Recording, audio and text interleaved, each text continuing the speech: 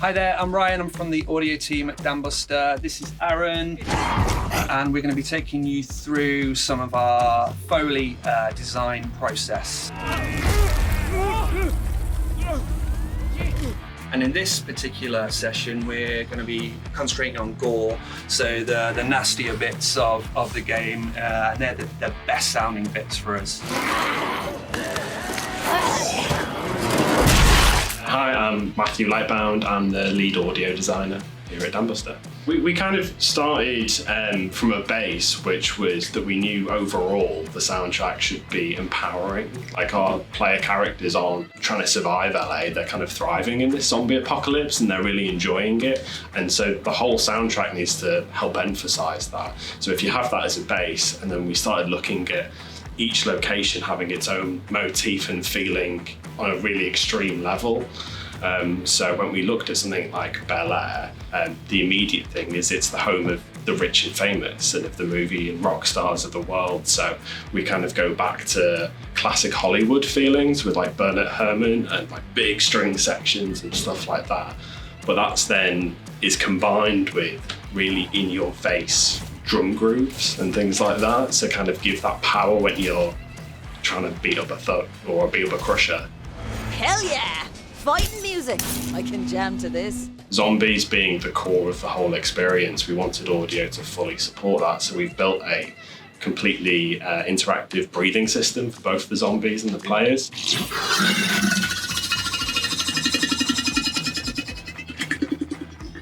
We're able to give this really detailed feedback that lets it feel realistic, like there's real breathe-ins and outs and different comms that you expect them to do, but it also really helps back up the gameplay. So we do signposting for different attack patterns and stuff like that, as you would expect, to help the player know what's coming, and if they're paying attention, they can really start to excel because of what they're hearing. So we've got the whole range of zombies from the whole zombie genre sandbox, because we've got slow zombies and fast zombies and decaying zombies and zombies that explode in your face.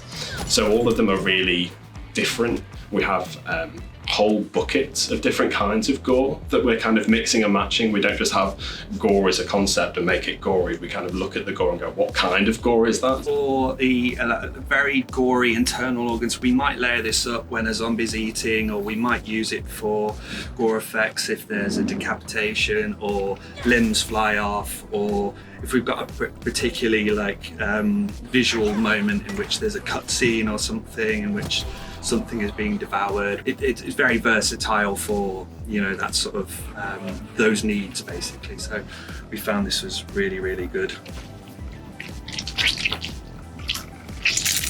Where we kind of look at one weapon as how good can we get it? The machete is usually our staple with that. That was what we started with. We get the machete as good as it can be, and then once you've got that as good as it is, then you can go wider and look at individual weapons and just rolling out. But it's just content really at the end of the day. Like, you've got to sit there and design it and look at each weapon and go, is that satisfying when you bludgeon a zombie with it? And if it's not, it needs to be.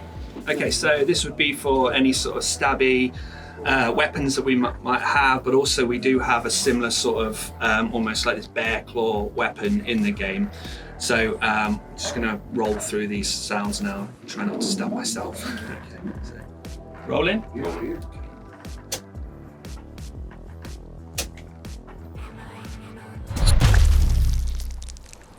So we're doing some of the kind of typical gore recordings that we've done over the project. We've got quite a lot of those built up, but we can never get enough, unsurprisingly, because of the Flash system. So this is some of the classic horror sound design techniques that you can use to deliver really gory experiences. So there's a lot of fruit and veg that's came out today. Yeah, so celery is also great for that kind of thing as well. It's great for like twisting and like snapping and creating some nasty sounds.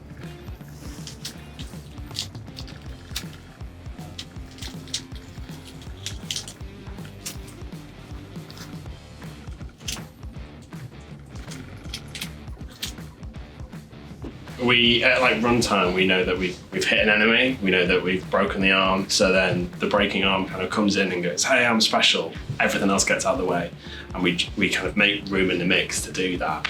But that content is built up of a few different things. So sometimes you can break a bone, like if it's kind of a small meat bone that you're able to get, but they sound like twigs and stuff like that. They don't sound impressive or after a cinematic experience that gives you that level of oomph.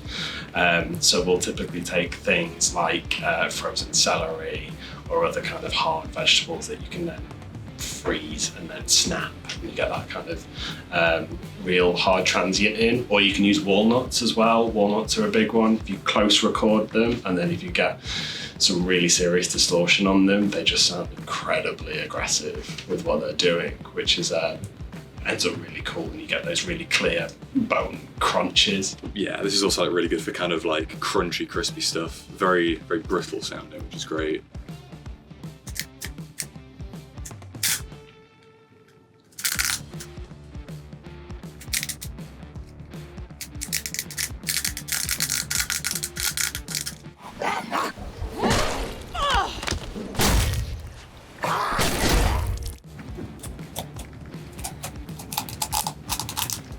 I think you need to do the thing first, and then you can often, yeah, you're right, it ends with disappointment. Like if you just punch something, it doesn't sound great. It sounds like a clap more than anything else. If you just stab something, it doesn't, it's like you're at dinner.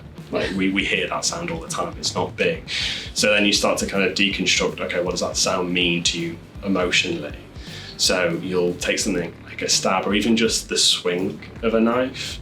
Like that doesn't make a cool sound when your arm moves, but we need to make it make a cool sound. So you'll take elements of that knife, and whether it's kind of scraping across something and then putting that into a whoosh gives it that kind of sharpness. It's completely unreal. A knife would never make that sound, but it helps you sell that feeling of this is a dangerous thing you're swinging around.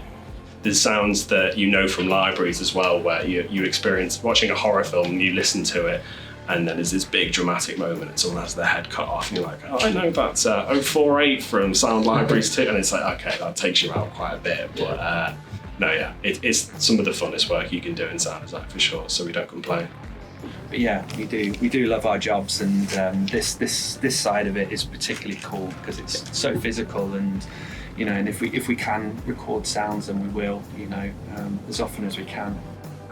People have a perception of a sound because they often don't sound like they do on films or games, and we have to try and get it to that, and then put something on top, a little bit of an individual sprinkle, which is what we try and do. You know, we're happy with the session today. Very good. Yeah. Awesome. Thank you so much. Thank you. Thank you very much. This is awesome. Thank you.